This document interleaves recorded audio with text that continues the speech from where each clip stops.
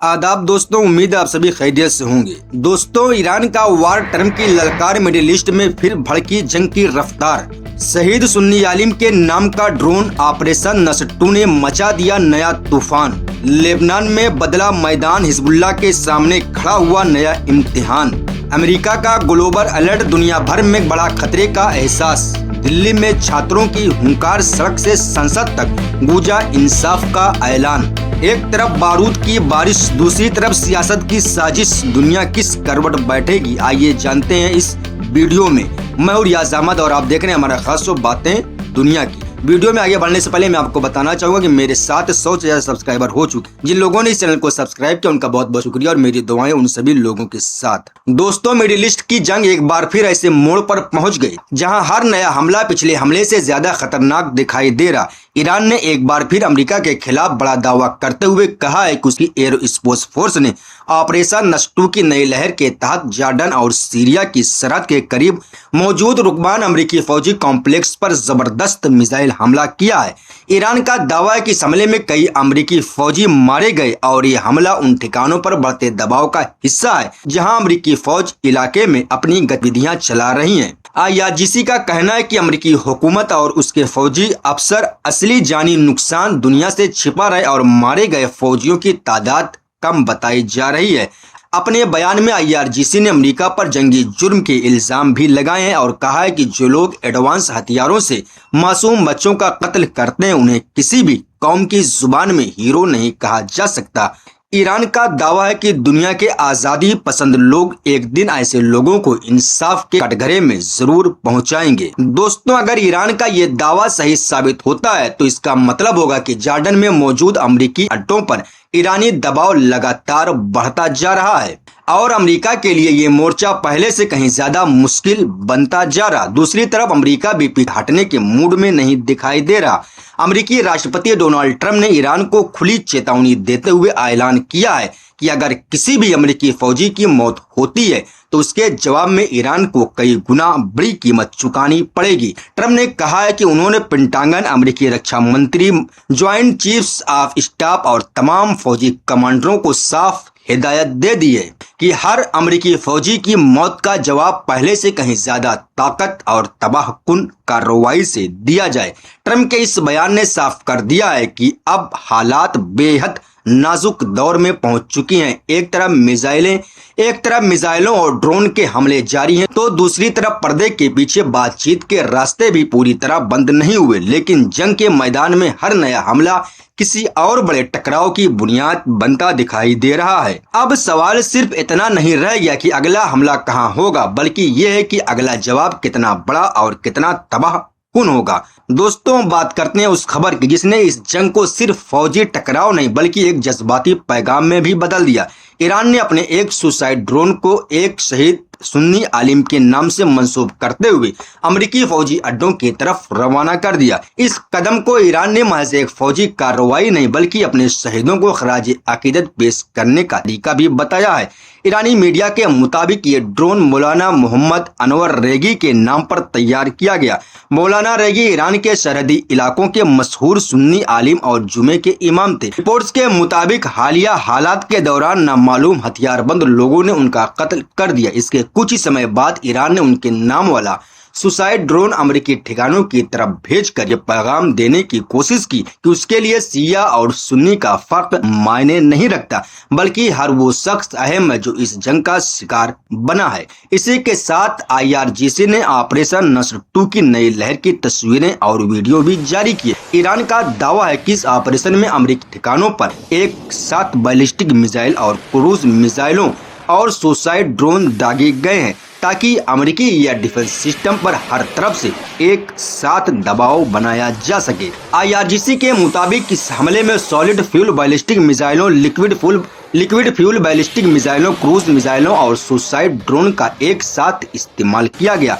Iran का कहना है कि इस संयुक्त हमले ने अब तमाम तयशुदा फौजी मकासद हासिल कर लिए हैं और कई अहम ठिकाने निशाने पर आए हैं। हालांकि अमेरिका की तरफ से इन दावों की अब तक कोई तस्दीक नहीं की गई और न ही किसी नुकसान की आधिकारिक जानकारी सामने आई है, लेकिन एक बात साफ दिखाई देने लगी कि जंग का अंदाज तेजी से बदल रहा है और जहां पहले मिसाइल और ड्रोन अलग अलग इस्तेमाल होते थे, मगर अब दोनों एक साथ मैदान में उतर रहे। हर नई लहर पहले लहर से ज्यादा भारी और खतरनाक और ज्यादा तबाहकुन बनती जा रही है।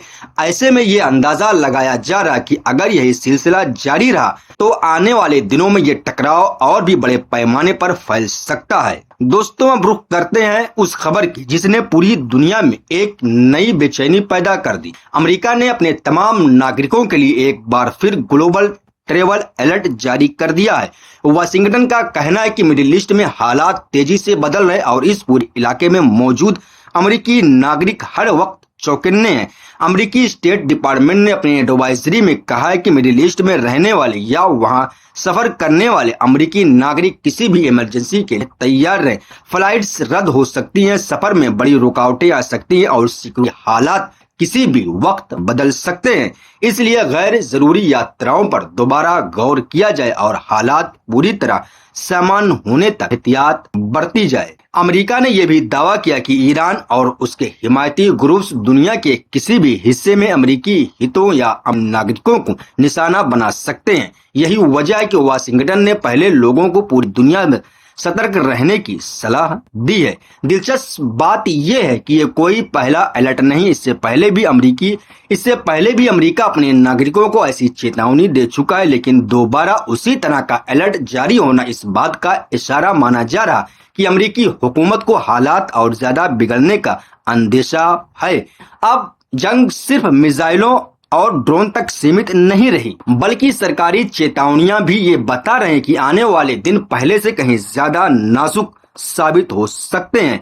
वहीं दूसरी तरफ मिडिल ईस्ट के एक और अहम मोर्चे दक्षिण लेबनान से भी बड़ी खबरें सामने आई। रिपोर्टों के मुताबिक इजरायली फौज ने कुछ इलाकों से पीछे हटने शुरू कर दिए हैं और उसकी जगह अब लेबनानी फौजी मोर्चा संभाल रही। लेबनानी फौज ने ऐलान किया है कि जैसे जैसे इजरायली फौज हटेगी वैसे वैसे उसके जवान इन इलाकों में दाखिल होकर सुरक्षा की जिम्मेदारी अब हाथ में लेंगे। हालांकि लेबनानी फौज ने स्थानीय लोगों से अपील की है कि वे फिलहाल अपने घरों की तरफ वापस न लौटे, क्योंकि सिक्योरिटी हालात अभी पूरी तरह सामान्य नहीं हुए हैं। जब तक इलाके को पूरी तरह सुरक्षित घोषित नहीं किया जाता, तब तक पूरा क्षेत्र फौज के कंट्रोल में रहेगा। ऐसे में लेबनान के मोर्चे पर तस्वीर बनती दिखाई दे रही है, लेकिन ये तस्वीर कितनी देर तक कायम रहेगी इसका जवाब आने वाला वक्त ही बताएगा। दोस्तों, लेबनान में जो नई तस्वीर सामने आ रही है उसके पीछे एक बड़ा समझौता काम करता दिखाई दे रहा है। रिपोर्ट्स के मुताबिक इजरायली फौज जिन इलाकों से पीछे हट रही,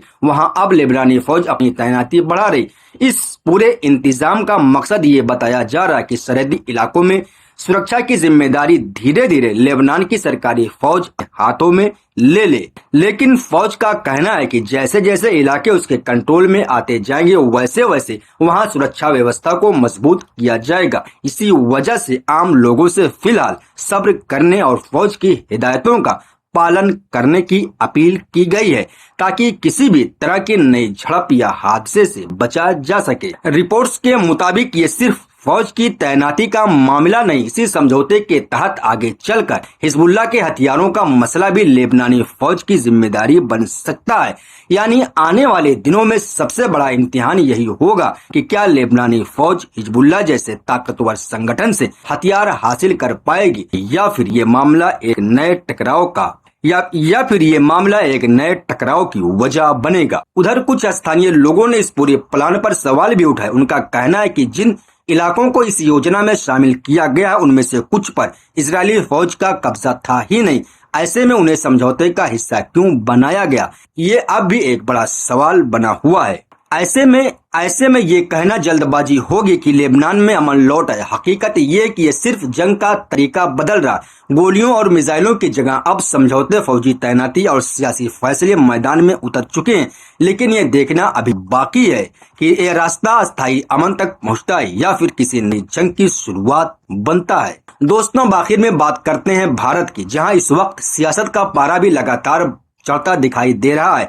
देश में नीट परीक्षा लीक और छात्रों से जुड़े मुद्दे को लेकर विरोध प्रदर्शन दे चुके हैं। विपक्ष का आरोप है कि लाखों छात्रों के मुस्तकबिल के साथ खिलवाड़ हुआ और इस मामले की जवाब तय हो चाहिए। इसी मुद्दे को लेकर लोकसभा में नेता प्रतिपक्ष राहुल गांधी और सांसद प्रियंका गांधी ने भी सरकार के खिलाफ मोर्चा खोल दिया। दोनों नेताओं ने प्रधानमंत्री आवास के बाहर धरना देकर अपनी नाराजगी जताई है और मांग की है कि शिक्षा मंत्री अपने पद से इस्तीफा दें। विपक्ष का कहना है कि जब तक छात्रों को इंसाफ नहीं मिलता और जिम्मेदार लोगों पर कार्रवाई नहीं होती, तब तक उनका विरोध जारी रहेगा। उधर जंतर मंतर पर प्रदर्शन कर रहे छात्रों के समर्थन में कई विपक्षी दल भी खुलकर सामने आ गए। प्रदर्शन के दौरान हुई पुलिस कार्रवाई को लेकर भी सरकार पर सवाल उठाए जा रहे। विपक्ष की मांग है कि गृह मंत्री संसद में आकर पूरे मामले का जवाब दें और ये बताया जाए कि प्रदर्शनकारियों के साथ सख्ती क्यों बरती गई। साथ ही देश के छात्रों की समस्याओं के अस्थायी